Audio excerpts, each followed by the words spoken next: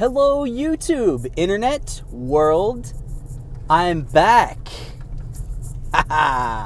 It's good to be back. I have missed you, YouTube. I have missed you so much. I started another channel and I realized that I don't want to focus on one thing. I want to continue this channel that has multiple interests. Has my music, has my short films, has my reviews, and I'm going to focus a little more heavily, particularly in the days to come, on the movie reviews. And a lot of that is just because I am currently working close to 60 hours a week. I don't have much free time, so that's why I am doing this in my car. Not ideal for a lot of reasons, not least of which is sound. We'll see how it turns out. But in any case, I'm back, and just wanting to let you know that I am currently in the process of putting the wheels in motion for my own multimedia outlet, as it were, under the moniker of Dime Store Rejects, in which my movie reviews in particular will be called Dime Store Cinema. So that's what I'm working on right now, and then from there I'm going to I'm mulling over some ideas for some podcasts. I'm mulling over some ideas for essays and different ideas for presenting them. So that's what's going on now, and like I said, this is probably going to be over the course of a couple years just because my work schedule is so heavy. And in any case, after all of that, and after coming back and getting another video in the can, to use a metaphor obviously because everything is shot digitally on my end, if I could shoot and film, that would be awesome. Unfortunately, I don't have the time or money for that. So, in any case, today, I'm going to do a list video because YouTube doesn't have enough of them. And yes, of course, I am being sarcastic. But I'm going to do the top 5 horror films.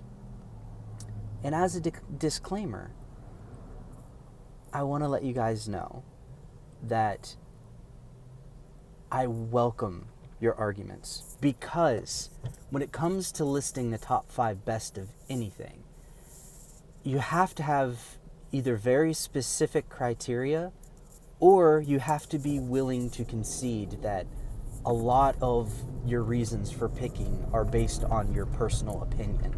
And I will admit that my personal opinion came into play with these, but I will also say that based on my criteria, I think that I made some good picks, because my criteria has to do with the watchability and the enjoyment of primarily your first time viewing, but subsequently the importance and the enjoyment and the learning you can get from watching it in subsequent viewings.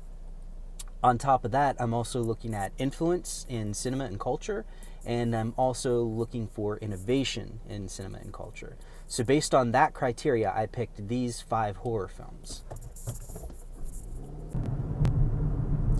Number 5 on my top 5 horror film list.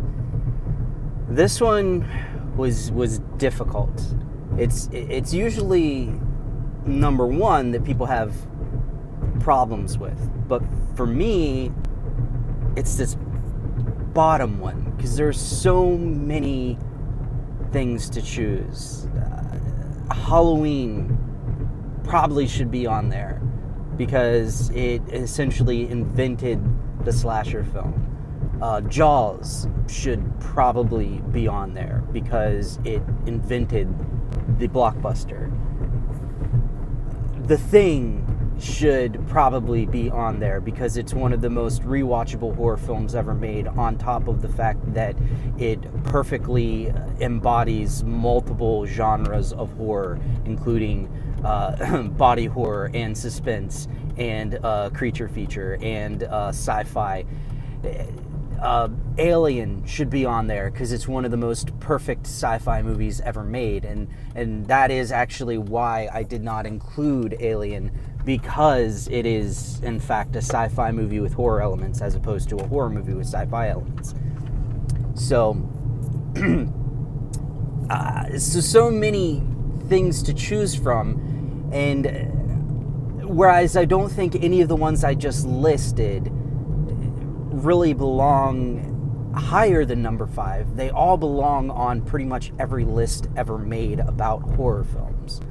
So it's very difficult for me to decide which one goes here. And I wrote down my list, and on there I put The Thing. But the more I think about it, I really am starting to lean more toward either Jaws or Halloween. And I probably am going to go with Jaws because of the rest of my criteria. I think Halloween is extremely influential and extremely rewatchable, but I don't think it's nearly as influential or rewatchable as Jaws is. Halloween is more traditional. It's more of something you do out of tradition, more so than out of sheer enjoyment. Whereas Jaws is a nearly perfect film, despite everything that happened on the set of it. On top of being extremely enjoyable to watch, with a lot of great acting and great cinematography and wonderful effects, mainly boosted by the editing. So I think on this one, despite what I've written down, I'm going to go with Jaws. I think Jaws deserves to be on this list, not only for being an extremely influential horror film, but also starting blockbusters. The whole concept of summer blockbuster was started with both Jaws and Star Wars. So since Star Wars is a sci-fi movie with no horror elements, I'm going to go with Jaws. Is number 5. Number 4, we're going to go Evil Dead 2. Now there was no question in my mind that this was going to be in my list. And there are a lot of reasons why, and this is where we're getting into kind of my personal preference, because Evil Dead 2 is one of my favorite movies, for a lot of reasons, not least of which is how personal it is to me.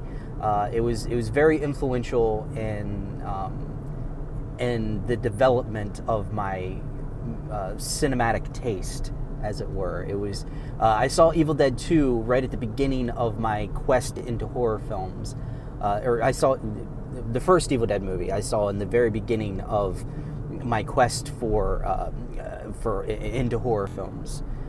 Evil Dead 2 I saw shortly after that, and it kind of informed, maybe not informed, but kind of helped me to see what I enjoy so much about horror films. Not only did it kind of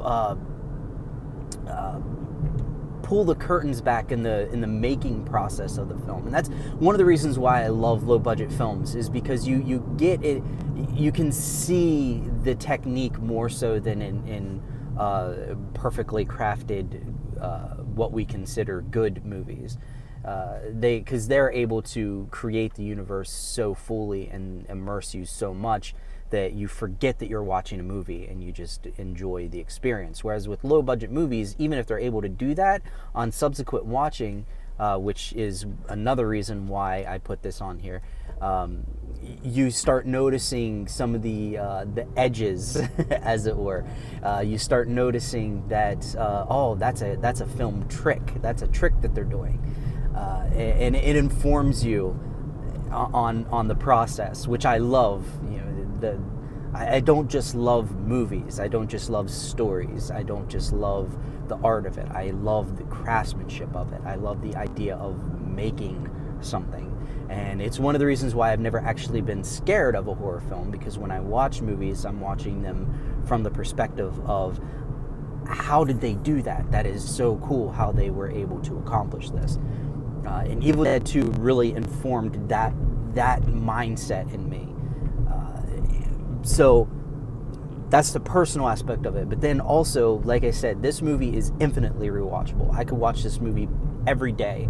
And one of the reasons why I could watch it every day is because if you watch it with the commentary, and the version that I have has 2 different commentaries, and I could just watch it 3 times in a row without commentary, with the director commentary with Sam Raimi, and with the Bruce Campbell commentary. I could just watch that on repeat, all 3 of those, because each one is a different viewing experience, and each one is absolutely a blast to watch. And what I try to do, and I haven't done it in probably a year and a half, 2 years, I really like to watch all 3 of them, the Evil Dead movies, and then go back and watch all 3 of them again with audio commentary on. That's one of my favorite yearly rituals that I like to do, or it was before I started working insane hours. So those are 2 criteria that it meets, and another very important criteria, another reason why it's on my list, is because after Evil Dead 2, every low-budget, campy horror film was trying to be Evil Dead 2. It set the bar for an entire genre of film. So its impact on the low-budget horror community is incalculable. It's vast. And, you know, I think that it's even more so than Evil Dead 1. Evil Dead 1, they were discovering their voice, and they had a very good voice.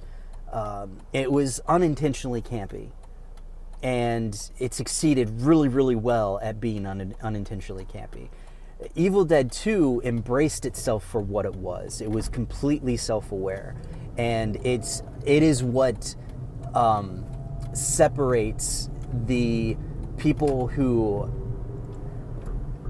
luck into or fail into greatness, like with Evil Dead 1, and those who are actually brilliant filmmakers, which is what is shown in Evil Dead 2.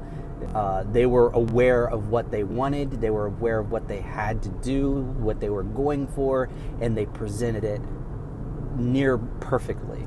So it is extremely influential, and I would say even important. So number 3, I'm gonna have to go with Night of the Living Dead. And I know, I can already hear the keyboards clacking. People are gonna be really upset about this. People are gonna say that it's not even Romero's best. Well, here's the thing. Once again, dealing with my criteria, Night of the Living Dead is a really fun movie, and I can rewatch it almost any time. It's great around Halloween, but it's great anytime. It's a great movie. But beyond it just being a good movie, it defined our modern understanding of what zombies are. Before that, zombies were associated with voodoo ritual. Romero took this concept of zombie that was based in religion and magic, and he turned it into something into a social satire, a social commentary, and turned it into something based in an abstract science almost, and turned them into flesh eaters, which is also a new idea, which is also a social commentary. So he defined our understanding of zombies in this movie. So to overlook that when you're dealing with a criteria that has to do with influence and importance and rewatchability, it would be wrong. You can't overlook that. That's provided one of the most important TV shows that have come out in the last 10 to 20 years. Walking Dead. I personally don't like the show, but that show is kind of redefined what the television watching experience would be. And it's based on the idea of zombies that Romero created with Night of the Living Dead. And I mean, it has something for everyone. It has drama, suspense, it has gore, it has good acting for what it was, for how low budget it was. It succeeded on pretty much every front, and it's still a brilliant film, and it's still fun to watch after all this time. And that's another thing that I want to get into. I'm not going to have any new movies on this list because despite me liking some of the movies that have come out recently, I think it's extremely important when you're making these lists to only put in movies that have survived the test of time, because it's important to realize that sometimes a movie is only great in its own context, and it's good to acknowledge that, and it's good to list them accordingly. For instance, Birth of a Nation. That movie, and I'm talking about the original, that movie was groundbreaking. That movie defined cinema for a very long time. It created new technologies. It created new methods. It gave birth to the idea of epic cinema. It was very influential, and it's still, you can see the ripples of it. But a modern audience can no longer really consider it a great movie because of its subject matter.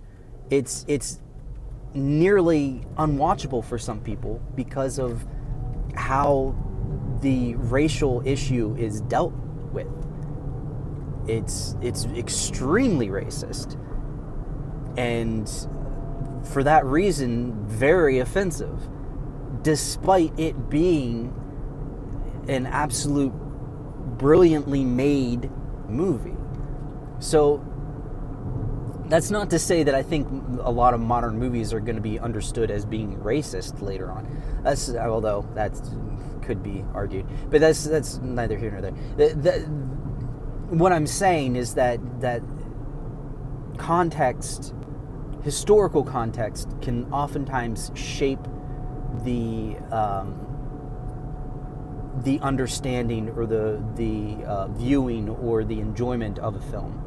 So that's why I don't like picking movies that are newer, that are less than like 10 or 15 years old. I think it's important that they have weathered the change of culture. And in speaking on that, and even on speaking specifically, as I mentioned, of the racial issue, like Night of the Living Dead was very progressive in its portrayal of race.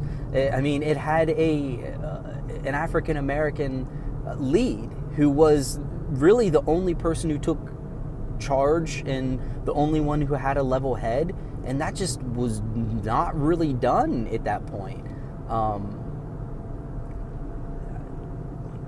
And unless you're talking about like blaxploitation films, like you had some things by Sidney Poitier. He was always, a well-respected person, but like at the same time, like it was a very rare thing to have a black man taking control of white men and putting them to shame and being the calm, rational person amidst this group of white people. And I will say that it was unintentionally this, because I don't in reviews that I've read and heard from Romero, that wasn't what he was thinking about. He just knew this guy, they were friends, and he cast him. So it was an unintentionally socially progressive film, but it was nonetheless. And I think that just because it was an accident, you can't hold it against it. It was that. When you're looking at the movie itself and not necessarily the making of it, it was that, despite despite itself. So that's why I'm putting that one on the list. 2. And okay, so my number 2 film is actually my personal favorite of these. I didn't put it at number 1 because I don't think that it has the importance or the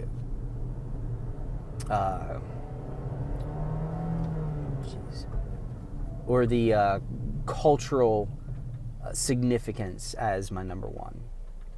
In any case, my number 2 is The Shining. This movie is brilliant. Is brilliant on every level.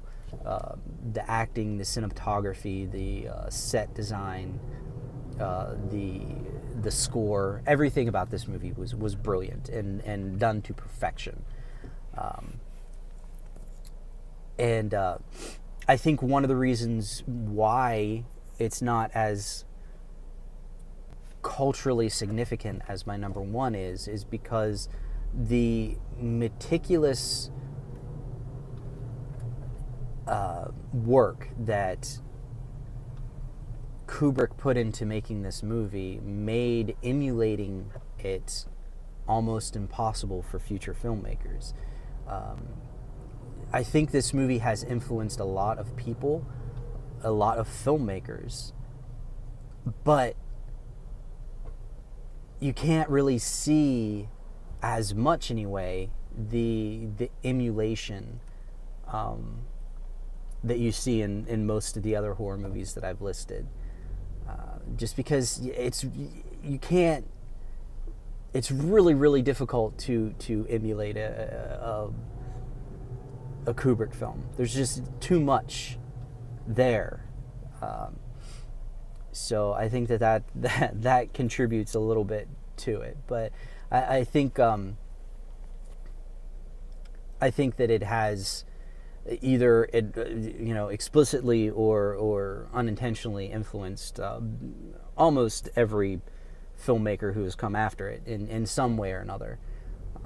But yeah, a brilliant film, and just Jack Nicholson's performance alone, even if he was in that movie by himself, it would be worth watching. Just watching him slowly but very, very noticeably just morph into this animal, and it's amazing to watch. And then just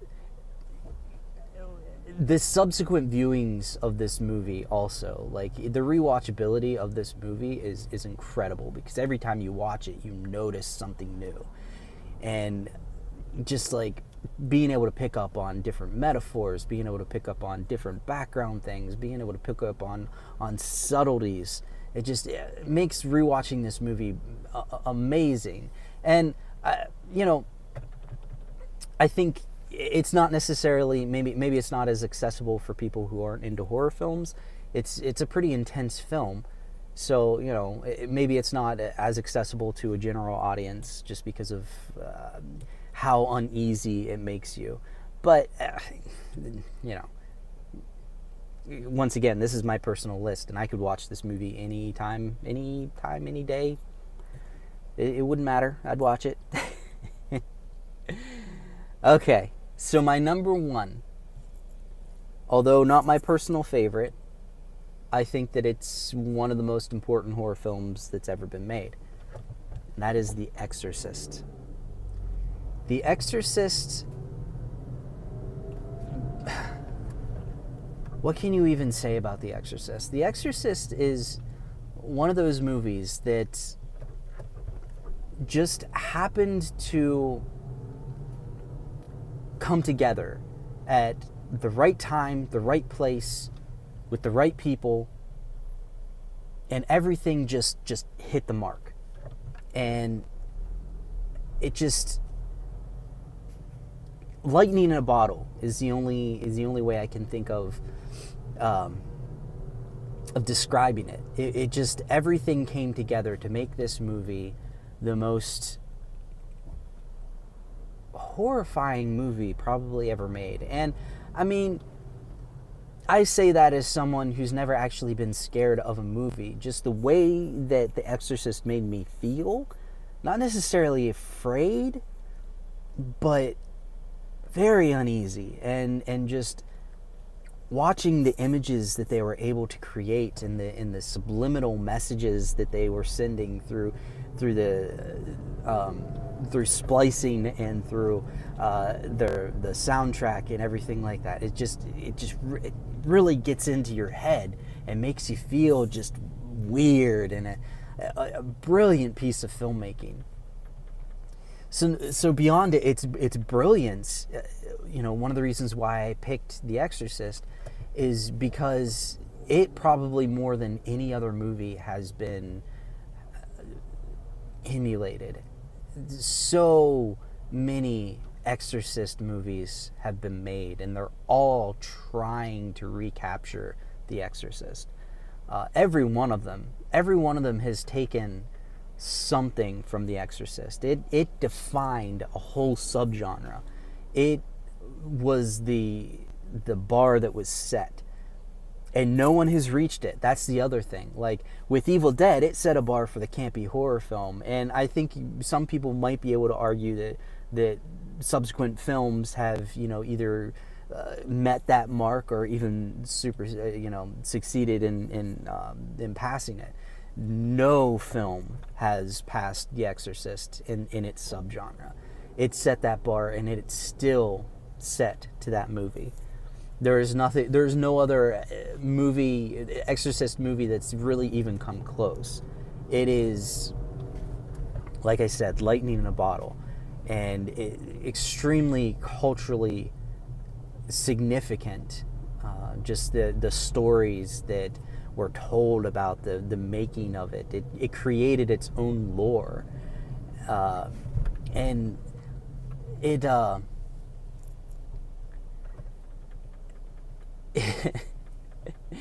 yeah, I mean, like, how many movies create its own lore? Like it's insane. Like it created this whole backstory of the making of it. People started talking about it being the set being cursed and all of this stuff. It was amazing, just the impact that it had, and then on top of that, what it did for the horror genre is just remarkable. It made horror films a serious medium again, and this happens it's a cyclical pattern where horror movies will go through this long stint of just being low budget, cheesy, schlocky films, and then one or two films will come out that just really showcase how brilliant a good horror film can be. You have the classic monster movies like Frankenstein and Bride of Frankenstein and Dracula. Those movies were reclaiming horror from the silent era of Nosferatu and Phantom of the Opera. So like after Nosferatu and Phantom of the Opera and a few others, there was this lull of terrible trying to be monster movies, and then you had the classic monster movies of Frankenstein, the Wolfman, Dracula, and then you had this long, and Freaks, and then you had this long lull of schlocky, nonsensical movies like Creature from the Black Lagoon and Attack of the Mushroom People and movies like that. And then you have movies like The Exorcist that come out, and Rosemary's Baby, and these movies that really showcase it's just like, look, no, horror is a legitimate genre. And then you go through other time, and just it's a cyclical pattern. And 28 Days Later did the same thing. We went through the 90s of having just like it got so bad in the 90s that they started making parodies of the genre. You have like Scream, or parodies of the genre, because the genre was just pretty much dead at that point. And then you have stuff like 28 Days Later that showed, look, no, these can be serious films. And The Shining was that. It was kind of that middle section of proving the legitimacy of horror. So I think that is another reason why it's so important. And it should be on every single horror movie list. So that's my list, top 5 horror films. Please, please, I welcome your comments and your arguments and why I'm wrong. Tell me why I'm wrong. Go ahead. And I will try to respond to you in a timely fashion. Like I said, my work schedule is crazy, but I will do my best to respond to any of your inflammatory comments. In any case, thank you all for watching. Please like, please subscribe if you're into that kind of thing. And I will talk to you all later. Bye-bye.